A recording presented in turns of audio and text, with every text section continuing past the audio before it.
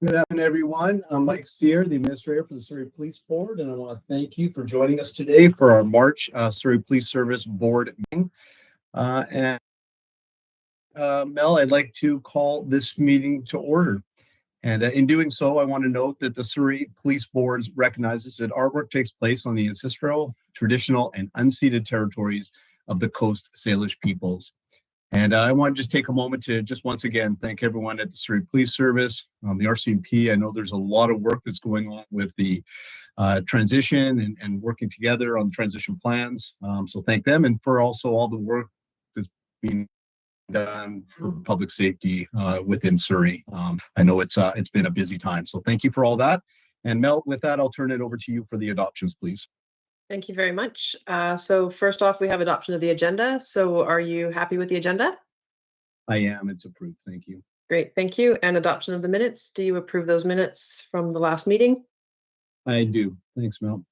Thank you very much. So first up, we have a presentation from the Fraser Health Authority with Jasmine Chathroth and Tobin Copley on improved speed management with intersection safety cameras. So Chief, can I turn it over to you and staff?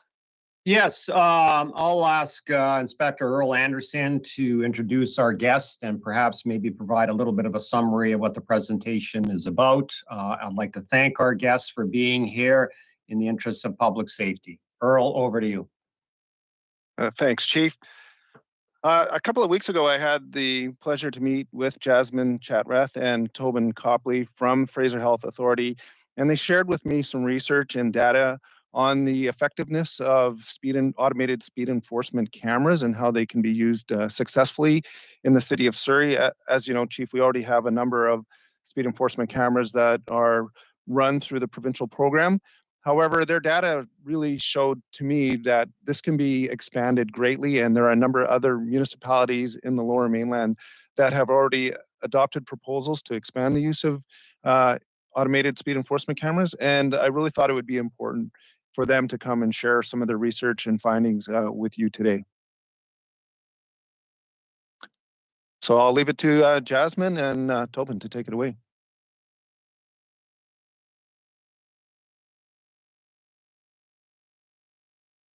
Awesome. Thank you, everyone. Thank you for the introduction, Earl. My name is Jasmine Chathroth. I'm here with my colleague, Tobin, to talk a little bit about opportunities for improved speed management with intersection safety cameras.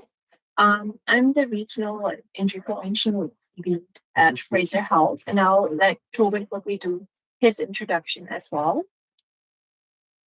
Yeah, thanks. I'm Tobin. I'm a lead for injury prevention and safety promotion with the BC Centre for Disease Control, and I'm part of a provincial team of 5 of us, each of us placed in each of the regional health authorities. I am privileged to be placed within the Fraser Health region. Thank you. And I would like to start with the 11th question. Since it provides support across the region, I'd like to acknowledge that Fraser Health provides care in the traditional, ancestral, and unceded territories of the Coast Salish and Inkakapla nations, and is also home to 6 newly chartered communities.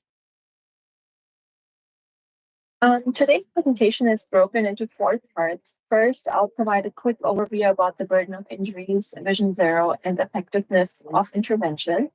Then I'll talk about the role of speed and speed enforcement, including what's happening in BC. Finally, we hope to have some time for discussion.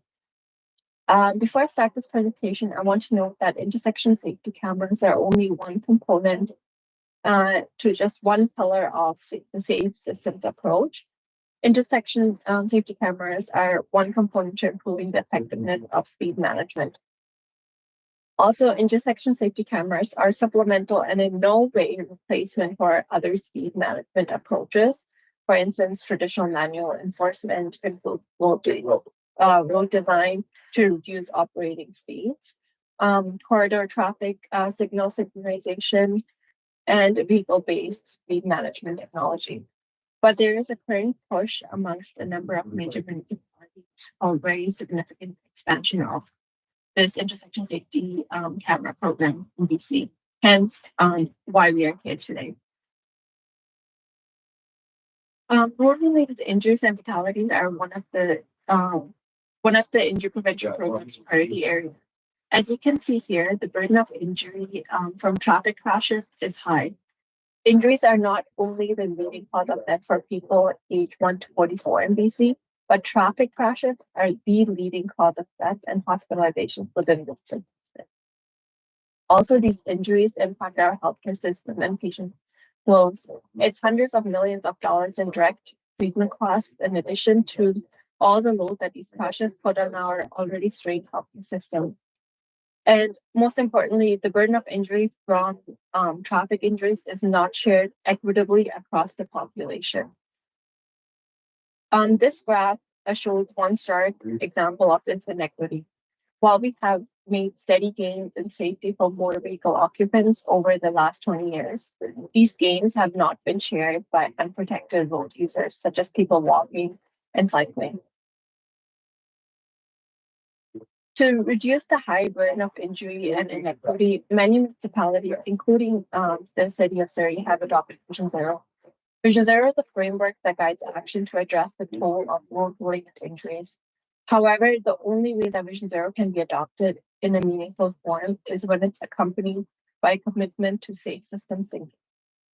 Vision Zero and safe system thinking are about creating a system that works automatically by design to make road user deaths and serious injuries nearly impossible. This approach means implementing evidence-based measures for safe drivers, safe speeds, safe roads, and safe vehicles.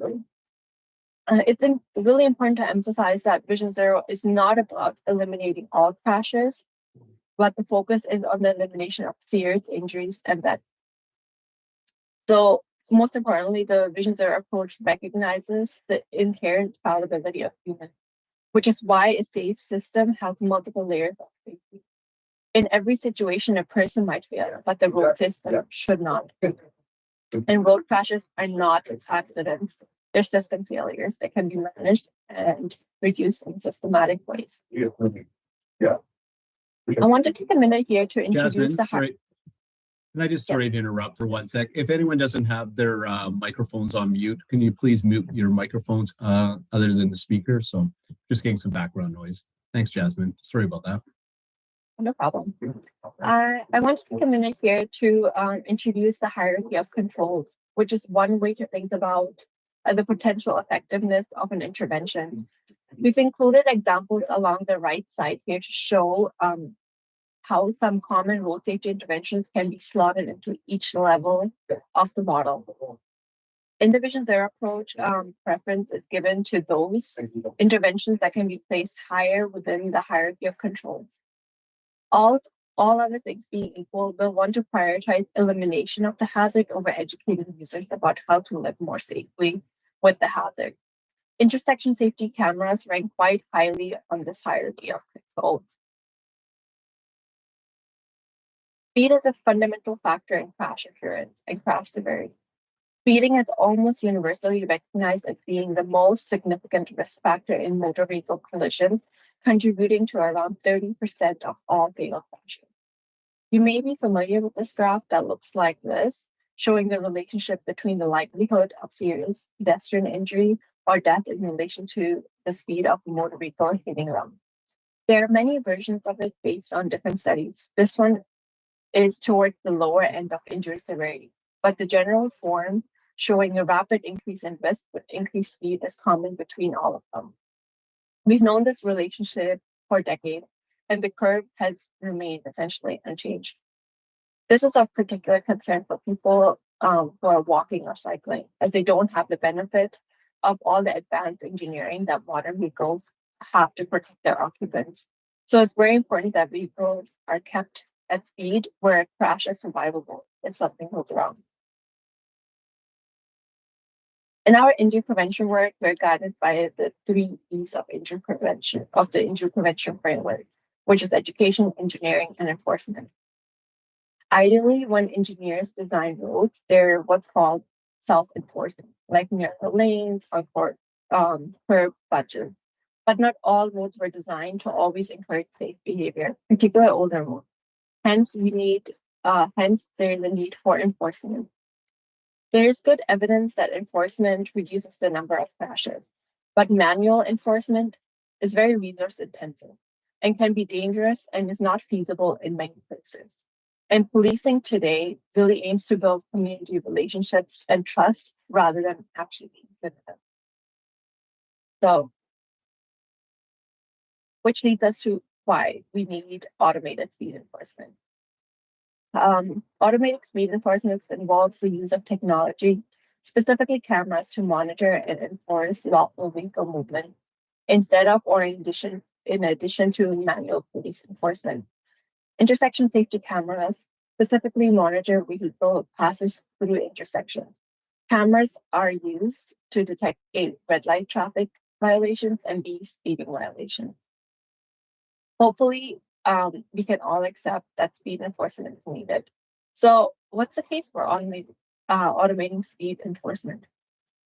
Even BC's old photo radar program, which became a highly charged political issue, was shown to be highly effective in reducing injury crashes. And there was a 25% reduction in daytime unsafe speeding related collisions, and an 11% reduction in daytime traffic collision victims carried by ambulances, and a 17% reduction in daytime traffic collision fatalities. Not just the BC program, the Cochrane systematic review demonstrated that speed camera programs were associated with a 57% decrease in vehicle exceeding the speed limit, 19% reduction in motor vehicle collisions, and a 21% in severe fatal crashes. So there are a few benefits of automated speed enforcement, and most importantly, it can also free up police officers for other tasks, and it's not necessarily constrained by availability. And it can be conducted where traditional enforcement sometimes is also difficult. So as you're aware, BC's current safety camera program consists of just 140 red light cameras province-wide, 35 of which are also speed on green. The program is implemented only at intersections. The ticket revenue is pooled with all police-issued violations, and after covering the cost for the intersection safety program operating costs, the revenue is distributed back to all municipalities on a percentage basis and is used by local governments as general revenue. Since automatic speed enforcement has been politically sensitive, a few public opinion surveys were conducted over the years. This graph portrays the results from one of the most recent surveys conducted by Research Co. in 2023. These are the results from respondents in the Metro Vancouver region. So Research and Co. asked the public whether they approve or disapprove of speed on green intersection cameras, so red light cameras that capture vehicles that are speeding through intersections. And 74% of the respondents from Metro Vancouver region voted in favor of these cameras. And more than 7 in 10 British Columbians are in favor of using red light cameras to also capture vehicles that are speeding. So British Columbians are pretty much in favor for these cameras. So to make this program successful, it is crucial to consider these 4 elements for acceptability. Research on programs from other provinces in Canada, Australia, and the UK have found that there are key characteristics of camera programs that support program success and acceptability. So these elements include no surprises, so which means provide clear warnings to motorists as they near location with automatic speed enforcement. This is typically achieved using clearly visible signage. The goal is to decrease speeds, not to collect revenue. Revenue transparency. When violations occur, which should become less common over time in a successful program, ensure and demonstrate that revenue from fines is dedicated to improving road safety. Camera effectiveness. So select automatic speed enforcement sites based on data, including known injury risk, and clearly communicate the rationale for site choice and publicly share data on program impact. And community engagement. It's really important to also publicize the documented benefits, and engage the community in this process as well. So at the moment, Victoria, Langley City, Vancouver, North Vancouver, Richmond, New West, Burnaby, and the Capital Regional District have recently approved council motions relating to the implementation of automated speed cameras at high crash intersections. We also have other municipalities that are really interested in this as well and are working towards putting together motions. There has been extremely strong support from the public for these motions, and we're actively engaging with all of the municipalities to provide our support. So now we come to Surrey. So there are a lot of injury crashes in Surrey. According to ICBC data, over 38,000 injury crashes occurred in Surrey during the 5-year period, so between 2018 to 2022. And to be exact, there were 38,259 injury crashes. Surrey has 398 locations with 20 or more casualty crashes. So just these casualties alone are 30,423 just at those 398 locations. Surrey has 97 locations that had 100 or more casualties over the 5-year period.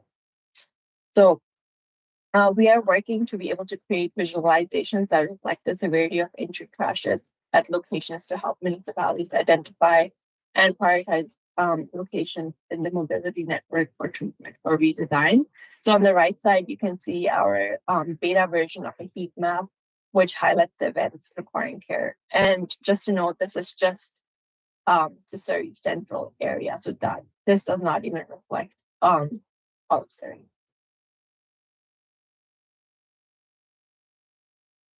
And how are we supporting these municipalities, and how do we support municipalities with any of their requests? So we are able to provide evidence on effectiveness, injury data, public opinion data, letters of support, and micrograms as well.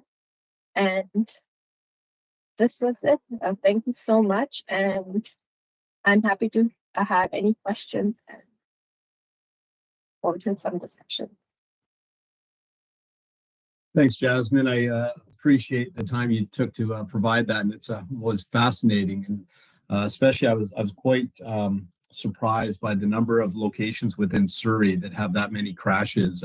Crash locations in Surrey, 398 with plus 20 crashes is significant. So, Chief, I think you were going to say something. If you want to jump in. Yeah, yes. So thank you.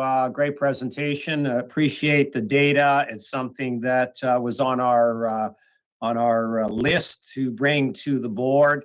This is, in fact, exactly the type of projects that I would bring forward once we're police of jurisdiction, and we know we're working towards that.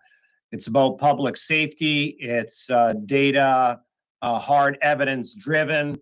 And it's something that has been proven to work in other jurisdictions. And in fact, other jurisdictions are getting on board rather quickly with this. So I think this is one of my top priorities as we move towards POJ.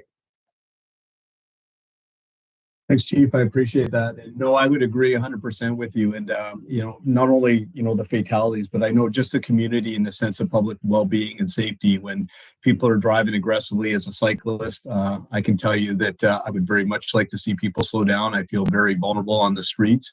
And I think Inspector, your background in traffic enforcement, that we can't, the resources can't be everywhere. Where using technology to our benefit is truly the way to go. I'm glad you spoke, Jasmine, because I know, of course, the concern previously was term attack grab, but when you showed the numbers and just how successful this program was in changing behavior for drivers, and I think for the public to know that targeting the high risk areas, it's not just putting it anywhere. This is driven by data, and then. What was your number again, Jasmine? If you remind me, it was 21% reduction in fatalities from the previous program, I think it was. But it was pretty significant, and I think that speaks for itself.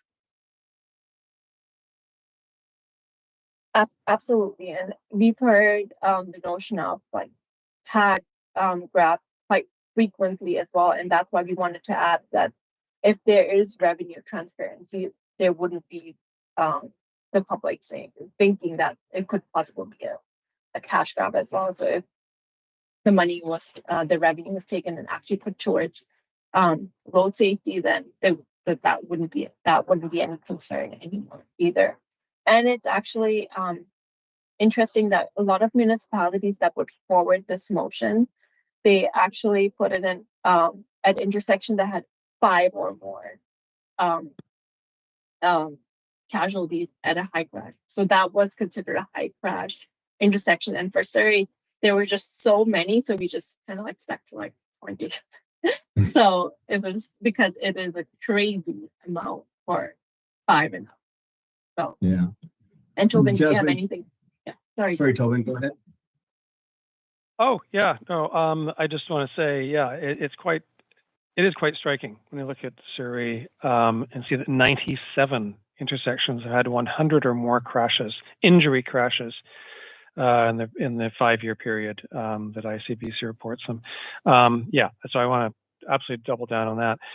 The other thing I just want to point out around revenue transparency and cash grab is that I firmly hold the view that the best traffic enforcement system collects $0 in fine revenue, because that means that nobody is going over the threshold speed. Thanks. Thanks, Tobin. Chief? Yeah, thanks, Mr. Chair. Perhaps, Earl, I'll ask you as a practitioner and having had some exposure to this, just your experiences in regards to the reduction of crashes and fatalities. Yes, thanks, Chief. There's a couple of things in the presentation that really stood out to me. One of them was, yeah, absolutely, the data around the number of fatality crashes that were reduced. I think it was 30%. The other, well, there's 2 other things. One is, in traffic enforcement, we have finite resources. Obviously, there are multiple locations throughout Surrey where there are serious injuries and crashes occurring because of dangerous driving, high-speed driving, reckless driving, what have you. And we just can't be everywhere at the same time. So if we can use technology to supplement our resources, so much the better. I like the fact that it's well advertised, as Tobin alluded to. What we're not interested in a revenue grab. We are interested in people driving, slowing down. So if it's highly advertised, people are aware, there's lots of signage, hey, there's speed enforcement cameras at these locations, and get people to actually slow down, so much the better, and that we don't have those serious injury crashes. And the last thing is, for officer safety, not all locations are conducive to us doing enforcement. We're putting officers at risk by sending them out onto the roadways to pull over vehicles. And if that enforcement activity can take place without putting an officer at risk and the public at risk. Sometimes there are rear end crashes when, you have a police car out on the roadway and people are distracted, and that results in a collision. So if we can reduce collisions and injuries to officers through automated enforcement efforts, so much the better as well. Thank you. Thanks, Earl. So, Chief, just as far as next steps then, just as a question, so I see Surrey wasn't one of the ones listed, but just a question, Mayor and Council, are they aware? And I know you have noted something you would take priority as a POJ, police jurisdiction. So what would be the next steps? Because this is important for public safety, of course. Yes, definitely. So I don't know what kind of work was done within the city of Surrey. I'll make those determinations. I'll circle back and report to the board in relation to that. But we are poised to move in this direction with a formal application once we are POJ. But there is quite a bit of work that still needs to be done, and of course involving the city in this matter. Thanks, Chief. Jasmine, Tobin, I don't know if you had anything to follow up with, but I just want to thank you very much for that informative presentation. I think it's on all our minds just how significant some of our driving behavior we all see out there is, and anything we can do to educate and help to change those behaviors, I think keeps all of us and our families safe. So any follow-up comments or? Just that we're also trying to work with the city of Surrey to bring this up for mayor and council as well for approval. So we're also working on our end and trying to do as many presentations as possible, really, to bring it up as awareness as well. I think we might be doing a presentation early in April as well. So your support really means a lot to us as well. And I would really like to thank also Earl for coming to meet with us and giving us this opportunity to present here and bring this up. And we really appreciate it. Tobin, do you have any comments? I think you've covered it all. I can't add anything to your excellent summary. I just want to thank you all for the opportunity to talk about this important topic for the safety of all the residents in Surrey. Well, thank you again, Jasmine and Tobin, and we will pass it back to you, Mel. Thank you very much. Up next, we have a presentation from Chief Lipinski and his team on the community engagement being conducted in Surrey. Yeah, thank you very much, Mel. It's about the community engagement, which is so important to the Surrey Police Service. And we know as a result of the survey that we did almost 2 years ago, that is one of the key priorities for the citizens. And so I've got Deputy Chief Lesage here, who has Superintendent Allison Good, that will present about what we've been doing in order to further that community engagement. So I'll pass it over to the deputy. Mike. Thank you, Chief. Good afternoon, Mr. Chair. I'd like to introduce you to Superintendent Allison Good with the Community Policing Bureau. She's going to give you a quick presentation on all the excellent work SPS has been doing around community engagement. And like I say, a lot of this work leads to, police legitimacy, support for the police. It also gives them an avenue of connection into the police. When we do come to a strategic plan, we have avenues of engaging that portion as well. So over to you, Alison. Thank you, DC Lesage, and good afternoon, Chief and Mr. Chairman. As you already said, I'm Allison Good with the Community Policing Support Division, and I look forward to being able to talk about some of the amazing work that's been done by the team over the last few months. So next slide. So, right out the gate, I think it's really important to highlight that engaging the community is what's fundamental to SPS and is the focus for our CPB support division. Each unit in the division works to reduce barriers and build connections with the community. It underlies every action that we do. Next slide. So what this is demonstrating is some of the work that the teams have been doing. Every Tuesday and Thursday morning, the team goes to either the Salvation Army or the Surrey Food Bank. And at those locations, they are providing coffee, hot chocolate, tea, and interacting with the people that show up at these events. There's around 75 cups of coffee and tea that are served each time. And it's a really important way for the teams to connect with the folks and understand what kinds of concerns they have, what the issues are, start to build partnerships and reduce barriers between the community. A lot of the people that are coming to these particular locations are not always having positive interactions with the police. So this is a way for us to have positive interactions. Next slide. The C1 unit also assists at a number of locations in the community, including the Cloverdale Community Kitchen, where they provide mobile meal program every Thursday. As you can see in the pictures there, you'll see Sergeant Dale Queering. Every Thursday, he is out taking meals to vulnerable seniors, working with the community kitchen. It's an incredible opportunity for our team to connect with seniors in their homes, check on the well-being, and provide a hot meal. So, it's just a one more way that we're able to come to the community instead of having them come to us. And then in the bottom images is, again, Sergeant Queering and Constable Michael working with the Special Olympics of BC. Every Friday night, the pair, they coach a club fit program working with Special Olympians. There's about 15 to 20 athletes that come out to this event. It is incredible. I went to one a few weeks ago, and just the positive attitude and the work ethic that is coming from this group and the work that's being done is amazing. It's one of the only club fit programs that's currently running in the Lower Mainland. And a couple weekends ago, they ran the Polar Plunge and had a huge turnout from the family and friends of the athletes, which again was a really positive opportunity for us to engage. Next slide.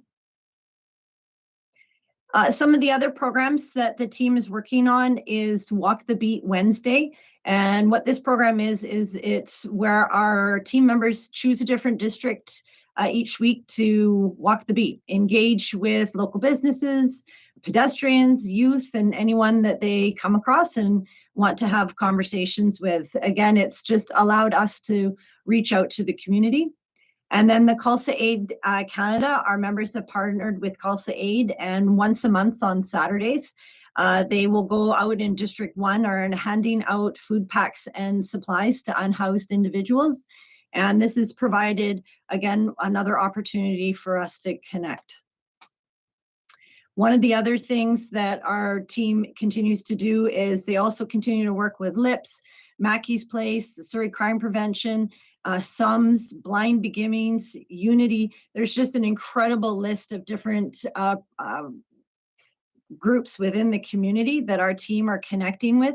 It's a big focus for our team to look at the vulnerable and marginalized groups and be able to start working with them as we build towards POJ.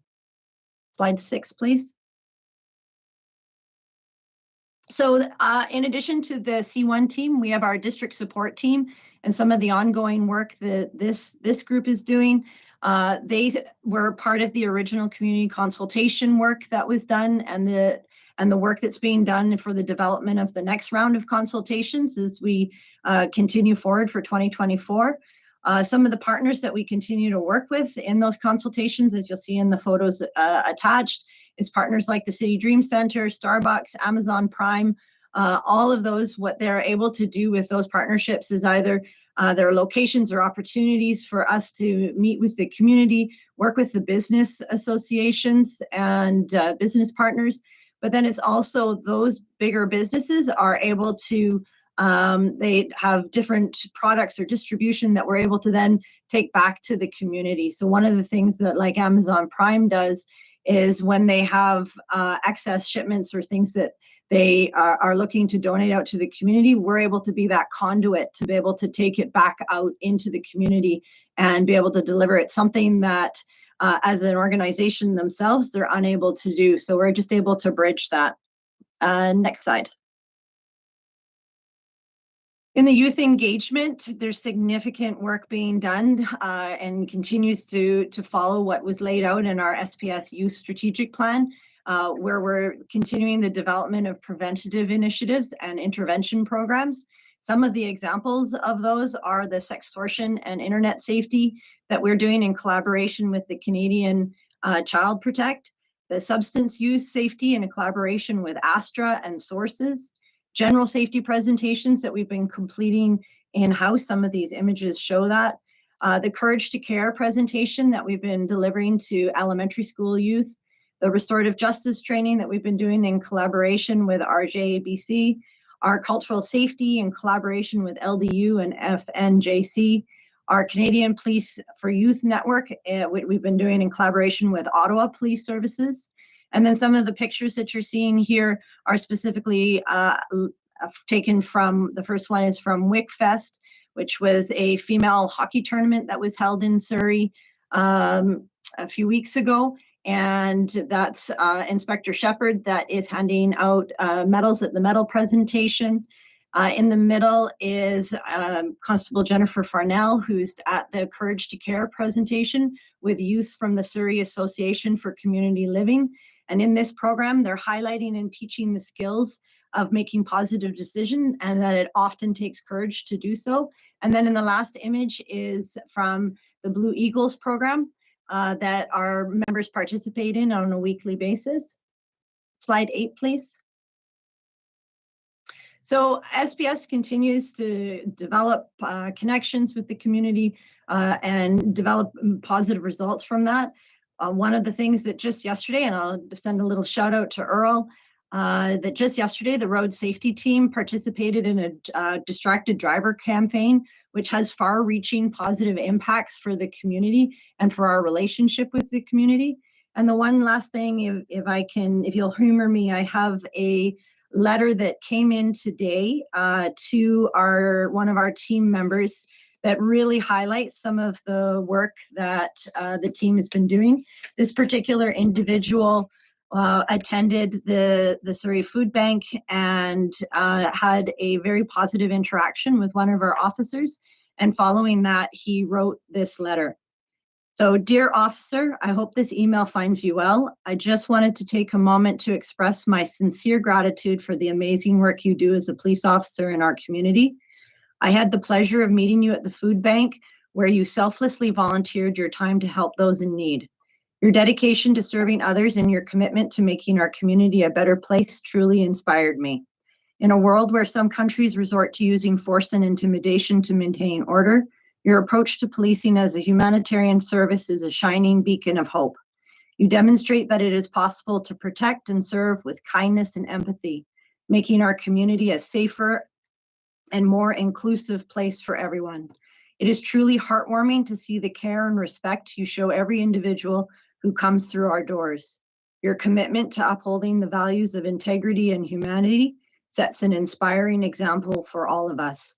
Thank you for everything you do, both on and off duty. Your humanitarian service does not go unnoticed, and I am grateful for your unwavering commitment to making a positive impact on the lives of those around you.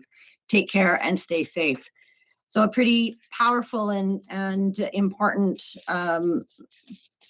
message received from that individual. And I'll just say that this is a very special one, but it is constant that we're getting these kinds of feedback from the community and outreach. And I attribute that to the amazing work of the women and men of our team that have been going out and connecting with the community.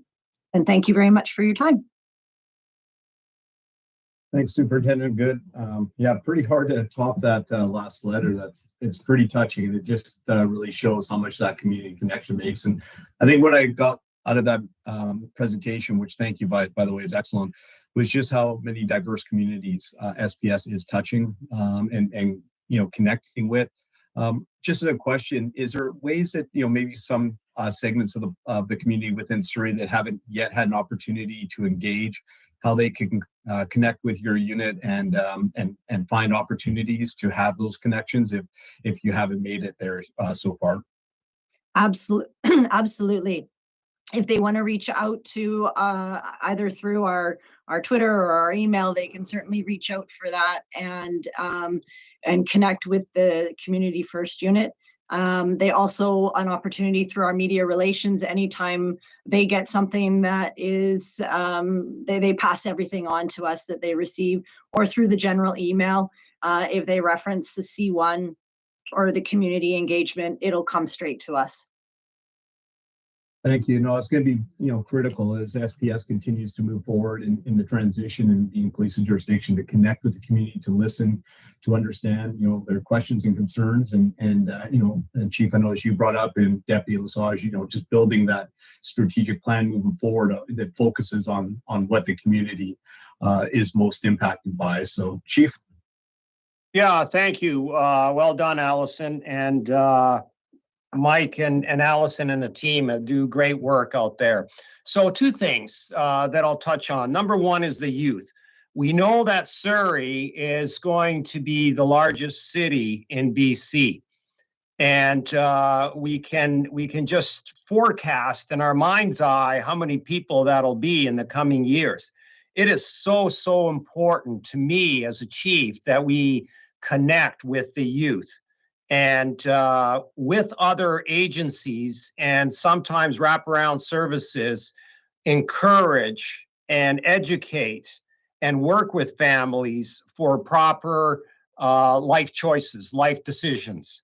And we got to get ahead of the curve. And I will be bringing to the board, once we're POJ, other initiatives that will supplant what you've seen here today. The other part is getting again to being the biggest city in BC is the amount of new Canadians that we are in contact with. And again, I think that's so important to have that interaction about what policing is like in Canada, specifically what SPS is all about. And I think it's safe to say that we really laid down some good road in that regard with the various communities. You mentioned the diversity in Surrey, and we're very cognizant of that. And we reach out to all those community groups by design. And we, again, have other plans that we would want to put forward to the board once we're POJ that would solidify that relationship on an ongoing basis. No, thanks, Chief. I totally agree. And it's going to be really important moving forward, as you say, to continue to build those relationships and connect. And Deputy Lesage and Superintendent Good, thank you. And just please pass along to the team for all their incredible work. It's very impressive, the amount of people that they're connecting with. So keep up the great work. Mel, I will pass it over to you. Thanks, Mike. Thank you very much. Mr. Chair, what I might do for this portion is there's 4 reports before you. They're all for information. So what I'll do is allow the chief to work through the 4 reports, and then we'll ask you to receive them for information at the end of them. So if that yes, works, Chief, over yes, to you.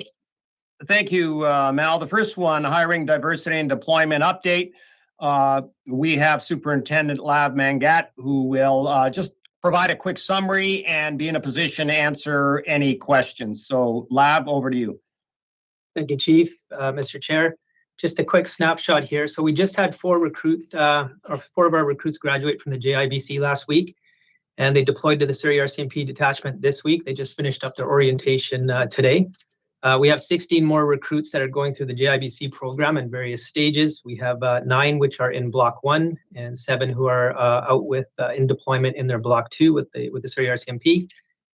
And we're on track to hire another 12 more for our May JIBC class. We also have 9 experienced officers who've completed the SPS onboarding, and we're just waiting for their deployment. We've been working with the Surrey RCMP just around the details of that deployment. Recruiting unit continues to be active in identifying new recruits and experienced officers. We have several recruiting events planned for the summer, and we're currently in the process of hiring additional experienced officers for our next onboarding. I think that's really about it there, Chief, for the highlights. Yeah, thank you. Any questions or comments? Well, thanks, Lav, for that update. And it was good, too, to see the diversity, the language skills, and the diverse backgrounds of the applicants. And I know, in seeing the applicants you're hiring, you're getting some exceptional people that are coming to serve the city of Surrey, which is fantastic. So keep up the great work. Well, thank you. Thank you. Mr. Chair, we'll go to number 2, police resources in BC. I've got Gail Walasiak here from my office that'll give a quick summary. She put this report together. Gail? Thank you, Chief and Mr. Chair. So the Ministry of Public Safety and Solicitor General Policing and Security Branch produces a yearly document titled Police Resources in British Columbia. This year's publication was released in February. There is a link in the meeting materials, and it's posted publicly on the Police Services website. The document contains detailed statistical information about policing costs, resourcing, and caseloads across the province. It provides an overview of policing functions and responsibilities, and a complete list of municipal, provincial, and First Nations policing jurisdictions. So most of the information in the document comes from a detailed survey conducted by police services. It's completed by every police agency in the province. It's a standardized and rigorous process. There are extensive explanatory notes in the document, including caveats that caution should be taken when comparing statistics, but it does provide a valuable source of information indicating trends, costs, and demographics. So importantly for Surrey, they've made a change to the publication this year, now splitting out the provision of policing in Surrey into a new category. They call it Municipal Police Model in Transition. This section provides a summary of the transition background and future plans for the transition of policing services, including the demobilization of the RCMP. So this new format will reflect the integrated policing model until its completion, providing transparency throughout the transition process. The report explains that the authorized strength for the Surrey Municipal Police Unit reflects the combined resources from both Surrey RCMP and SPS, including the additional resources needed for the establishment of SPS and those awaiting operational deployment. Also of note, the report states that in April 2022, under the terms of the city's policing agreement, the city requested a decrease of 170 regular members assigned to the Surrey RCMP Municipal Unit. And as a result, the Surrey RCMP's total authorized strength has been decreased from 843 to 673 members. So as of December 31st, 2022, the total strength for SPS and Surrey RCMP was combined 1,023 member positions. So bearing in mind that police services cautions respecting the comparison of data, particularly considering the transition, a high-level comparison can still be helpful to understand where Surrey sits in relation to other agencies. So we know that Surrey's population is on track to meet Vancouver's in the next 5 years. In terms of population, they would be our closest comparator. So Vancouver's authorized strength is 1,348 officers. Surrey's combined authorized strength is currently 1,023. However, we know Surrey's numbers can be expected to change as the transition progresses and staffing levels normalize. But even so, with 300 more officers, Vancouver's population to officer ratio, or pop to cop as we like to say, Vancouver's is 525 to 1 police officer, and Surrey's is currently 619 to 1, while our crime rate and caseload numbers are very similar. Also, Vancouver's costs in 2022 were $528 per capita, while Surrey's was $352. And while it's important to understand that we're in a transition period, we can't base decisions completely on these kinds of statistics, but they are helpful benchmarks just to be aware of as we go forward in our planning. And we expect that the new format for the reporting of Surrey statistics in this document will provide a progress report as the transition continues. That's my report. Thanks, Gail. Any questions or comments? Yeah, thanks, Gail. I appreciate the information, and it is important, like you said. I know that we're looking at the comparables with Victoria, Vancouver, Abbotsford. Kind of trying to get some comparables there. This is just to everyone who's looking at the report. This is a 2022 report, so it will next year significantly change as SPS continues to grow and RCMP continues to move or change their numbers downwards. But the pop to cop I was surprised by, because we expect that authorized strength will eventually start to normalize and get down to the 843. And then we will see changes in the pop to cop and the cost per capita. Correct. Okay. Yes. All right. Thank you. Chief, back to you. Yeah, just one comment in relation to this report. I get asked quite often about how many police officers you need in Surrey, and I don't know the exact number looking into the future, but what I commit to is once we're POJ to examine the numbers, examine the number of calls, the crime rates in the various categories, and also that's really important is the response time, whether it's a priority call or a lesser call. Have that kind of data and present it to the board, and then make determinations as far as the level of service that the community would expect us to have. And therefore, with a lot of additional data analysis, you come up with what would be expected as a growing city and how many police officers you should have. And commensurate with police officers, of course, you need the backing of civilians that would support the men and women on the street or the investigators that may be working out of an office. So there's still a lot of work to be done, but it all comes down to analyzing the metrics, presenting it to the board, presenting it to the community, getting that feedback, and determining the level of service to provide to the citizens of Surrey. Yeah, no, I agree with that. Certainly, the residents of Surrey, like every community, are concerned about, tax increases, and cost per capita is going to be a significant one. And I know you and your team are looking, at efficiencies as well to ensure that those numbers remain, but at the same time, ensuring public safety is never compromised. And I know that's a priority, but the cost per capita one is, I know, one that will be looked at very closely as well, and something that you're very aware of. Thank you, Mr. Chair. Thank you, Gail. Next, we'll go to 2023 expenditures. And just a couple of comments on this, because this is a preliminary report. As you're aware, Mr. Chair, this is based on to the end of December 31st. This has not been audited. Of course, the city goes through their process to determine the exactness of the numbers. But as you can see, the year-to-date actual at $75,700,000. And this is based on almost 400 employees. This does not include the police transition project expenditures.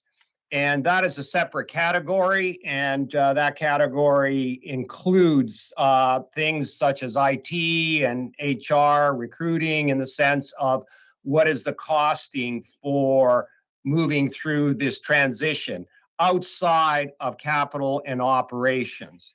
And you see that with the year-to-date on the capital and operations at $75,700,000. And then you will see on page 3 that when you're talking about the project funding, that we had 24 million available, but we actually spent 9 million. Part of that is due to the slowdown of the transition. So I'll leave it at that. We will come back for next month with the exact numbers that hopefully will be audited by the city of Surrey and present a much more firmer picture for you.